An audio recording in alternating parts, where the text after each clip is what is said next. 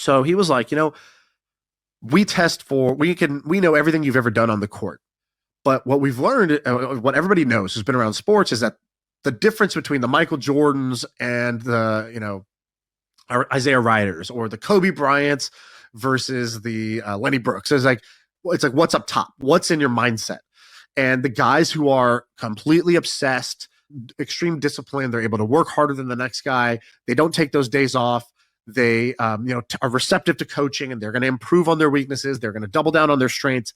They can keep their confidence even when something goes bad. It's all about the mental, right? Like every great athlete would tell you how much of the sport is mental, but they have no way of measuring the mental. And so we said, interesting. So we did a pod with Gary Vee yesterday, and it's not going to come out for a couple of months, 2 months, I think. It's going to come out when his book comes out or whatever. But he said something very interesting. I don't know if this stood out to you, but you had asked him a great question. You go, Gary, you started with like a family business, mom and pop, or actually before that, you were just flipping, baseball cards as a teen. Then you joined your family business, and it's like a family shop. And then as you started to grow your brand, now like you have all these business owners who listen to you, but also your brand has grown so much, you now get to, rub shoulders. Is it rub shoulder, elbows? I don't know what people rub. You rub against. You're rubbing chest to chest with a bunch of billionaires. And you were like, what I want to know is, have you observed any difference between the guys and gals who end up making it to the highest tier of winning in business, the $1 billion club, let's say, versus the small business owner, the convenience store owner versus the solopreneur, whatever? What do you notice is the biggest difference? He instantly answered something that I thought was not what I would have expected. He goes, the willingness to walk backwards. We're like, what? What do you mean?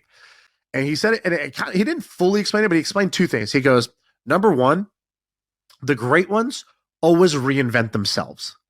You can look at Elon Musk. Elon Musk starts out doing Zip2, and then he creates PayPal, and he's like this internet entrepreneur. And then after that, he was willing to walk backwards and go back to zero. And he was basically like, cool, I'm going to now try hardware, which is a completely different game. It would have been easier for him to just stay with PayPal, keep growing that, or do another software company, internet company. But he was willing to walk backwards. And so he started a rocket company, something he didn't know anything about at the time, but he's like, I'm going to start from zero today. So he started this thing called the David Bar. It's this like epic protein bar that he's doing. DavidProtein.com. Looks sick, by the way. It looks awesome. Sick name. And the macros are also pretty insane. Like, look at the macros. Do you see it on there? No. 160 calories, 28 grams of protein, sugar-free. That's amazing. No chance, dude. Bullshit. Like, you think that, but that's not true. Challenge accepted.